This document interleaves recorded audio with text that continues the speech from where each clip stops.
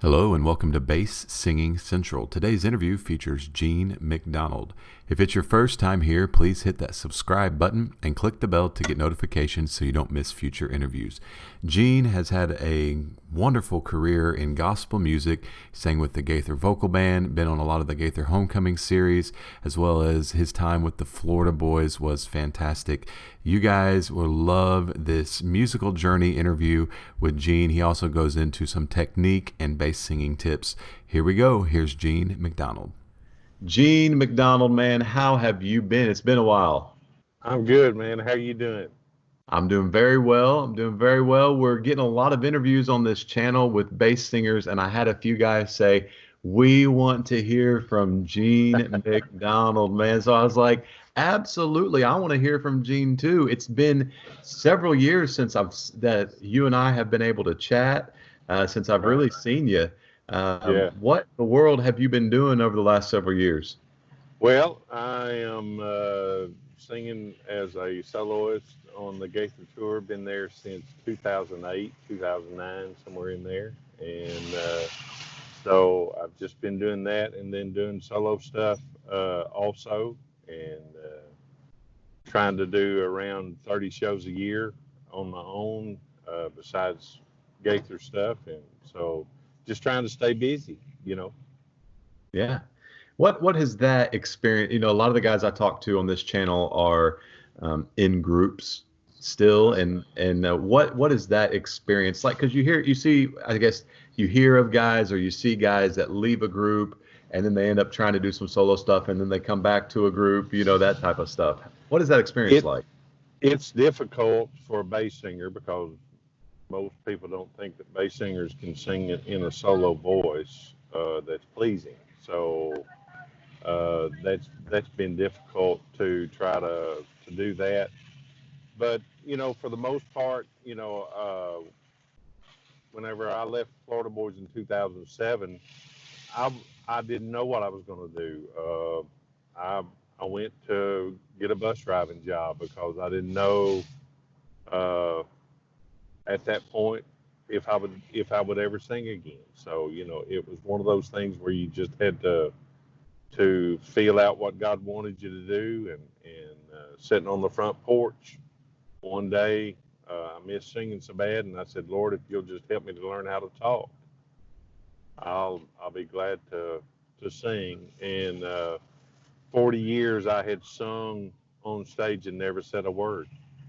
And so, from mom and dad all the way up to Florida Boys.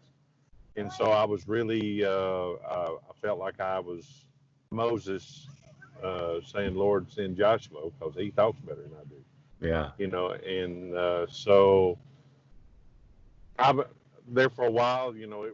I was afraid to embarrass myself, but I was more afraid to embarrass God. And so it's taken a while. I, I still don't talk right, but I'm trying. And it's one of those things where you have just a really hard time to if you don't write your set list out or use the same set every night, uh, then your talking points change from night to night. And so I try not to do that too much, uh, but I try to keep my stories or my continuance between them where there's some sort of tapestry Yeah. Yeah. instead of a tattered piece of cloth, you know. So what you're saying basically is there's more to bass singing than just hitting low notes? Well, it's I 100% I believe that you have to have a pretty voice. It's nice when you can hit low notes, but if you don't have some sort of a tune, it's like somebody said one time, and I won't mention who it is, cause and they said that their dad had said, JD just don't have a tune to his voice. Mm. But it was because he didn't do much solo stuff. Now younger when he was younger with the Blackwoods, he could sing really, really high. And I mean, E flats, Fs. I heard a thing Bill sent me and was showing me JD had sang an E flat above middle C, and that was just Wow. unheard of for him. Yeah. Yeah. So, Wow. Yeah, it's bass singing is one of those things that we all love the low note, right, but right, there's so much more to it than just hitting low notes. And that's one thing that I hear from every bass singer that I talk with for this channel is work on your highs, work on being a good singer, because that's yeah, so important because there, as fun as it is to hear a bass singer get up there and just nail it and shake the room, right, is another 99.7% of the concert, right? That's exactly, going on. exactly. That one moment you can shine with that, but you've got a whole rest of the program to fill with some good singing. Or if there's not good singing, we're going to have a problem, I think, right? It becomes a problem with people. To me, you have a bass singer that has a wonderful melodious voice. 99% of the time, he's not going to hit below a low C. It's going to end in maybe a B flat, but most of the time, C or go up to the six and sing. So it's one of those. Uh, if you don't have that melodious tone, then it Yeah. becomes difficult. Yeah. So, Yeah. Gene, my understanding is that you've had some training with some schooling and stuff with your voice, and I never had voice lessons or I sang some choir in high Right. school and a little bit in college, but I never did any formal vocal training. What were some of the things that you learned, and was that from your vocal training, and was any of that specific to bass singing? Uh, I went to college. I started out as a tenor singer with my mom and dad, and sang 15 years as a tenor. Started in '68 with mom and dad, and sang until '82. Wow. Uh, Ended up singing tenor with Jack Campbell in the Ambassadors. He wrote "Jesus Used Me" and "I Know a Man Who Can." The next step. Sang with him for a couple of years, and then between my junior and senior year, I went from 5'8" to 6'2" in about 3 months. And so it was here I had all these people saying, when you get out of high school, we can find you a tenor job, you'll be good and all this kind of stuff. My voice changed, and they said, well, you're not high enough to sing baritone, you're not low enough to sing bass. And so I thought my gospel music singing career was over. And I wanted to go into the Army and singing the singing sergeants. And my mom wouldn't let me go in the Army. So I went, had a choral director from Arkansas State University come to me and wanted me to sing.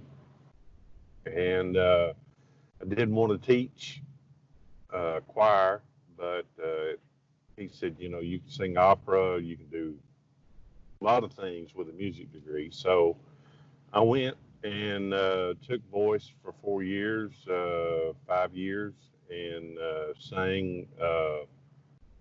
And I wanted to sing opera, so I was going to be an opera singer, and sang HMS Pinafore and La Boheme, and Devil and Daniel Webster, and all those things. And it became to where I was pushing God out because I felt like I had been burnt in essence. And so Hmm.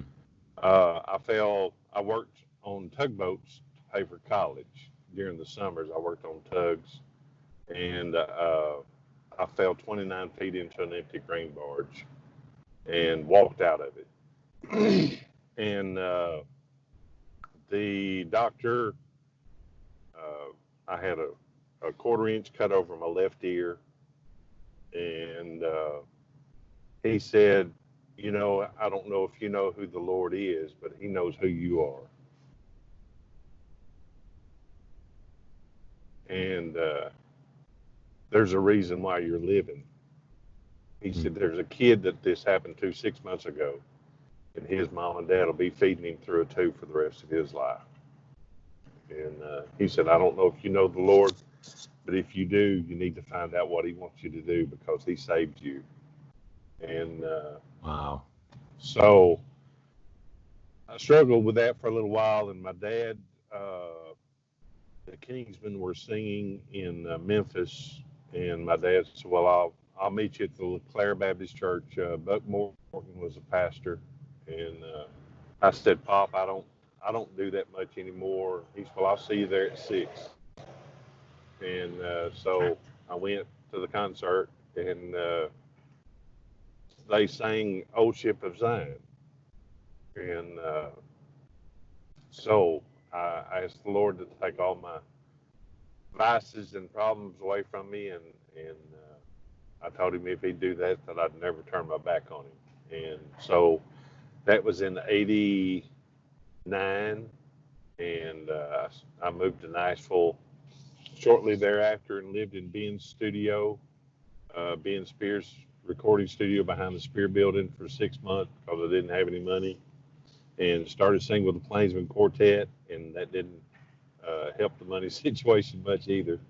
But but I got an apartment and sang with them from '90 to '92, and then left them and started driving a bus because that's what I learned. I learned how to drive a bus, and so started driving for Leon Frazier out of Corinth, Mississippi, which used to be the organ player for the Heisman Quartet, and so drove for him. And then in '94, I was out with New Kids on the Block, and Hmm. called Ben to ask him if he wanted to have lunch when I drove through. And he said, "What are you doing?" And I said, "Well, I'm coming home." He said, "Can you be here on the 5th?" And I said, "Well, I guess I can. Why?" He said, "I've got a session." And that was a Gaither session. That's how it all started for me as far as gospel music again, full time. 2 years later, I joined the Florida Boys, or in '98, and Rex Nealon came up to me and said, "You want to sing bass in a quartet?" And I said, "Sure. Who is it?" He said, "Florida Boys." And I said, "I don't think Les would like me enough to do that." He said, "No." He said, "Les is a likable guy. You need to try it." Because, he was a tank commander and judo instructor. And here I was, a punk kid that liked to play a lot, instead of being serious. Yeah. And but we hit it off, and had a wonderful 10-year relationship with the Florida Boys, and I wouldn't have traded it for anything in the world. So So, what were some of the things that you feel like you learned or developed, or any type of tips for vocally for singing bass? Because it sounds like you've had quite the journey with singing, kind of all over right, the right. place. Is there anything that you've learned or developed over the years that you feel like has helped you with your bass singing specifically? Well, I think there's a yawn for me. I have for an open throat. Uh, it primarily it's a yawn for me, and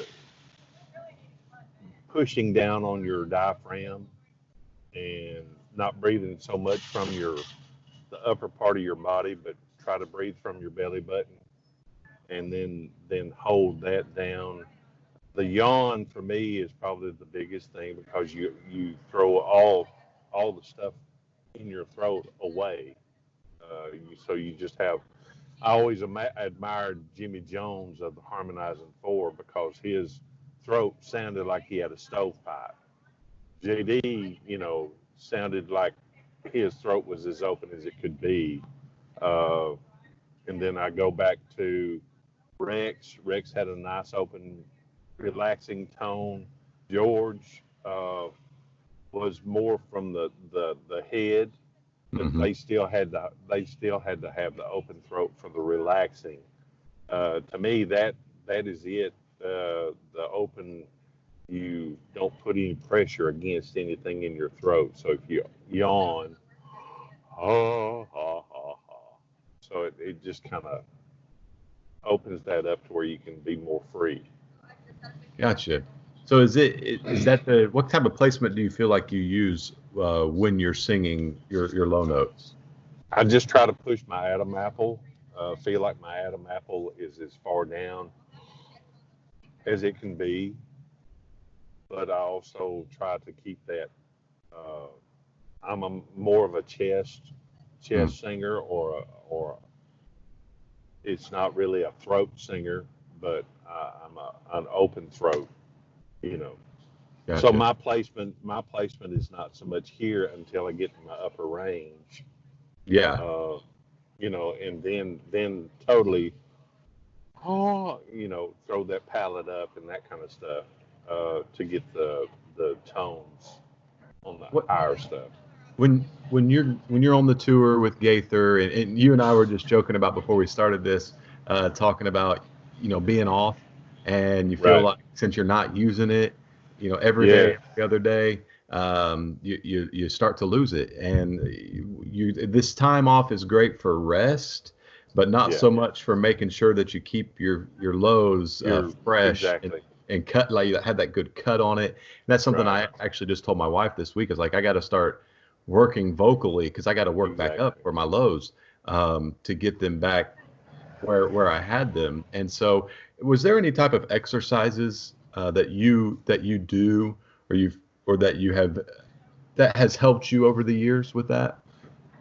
Well, I figure your this is my concept and a voice teacher's concept. Your vocal cords are muscles, Hmm. and so if you go into a gym, you lift that muscle, you lift weights, so you stretch that muscle so that it can tear and re uh, tighten and get thicker.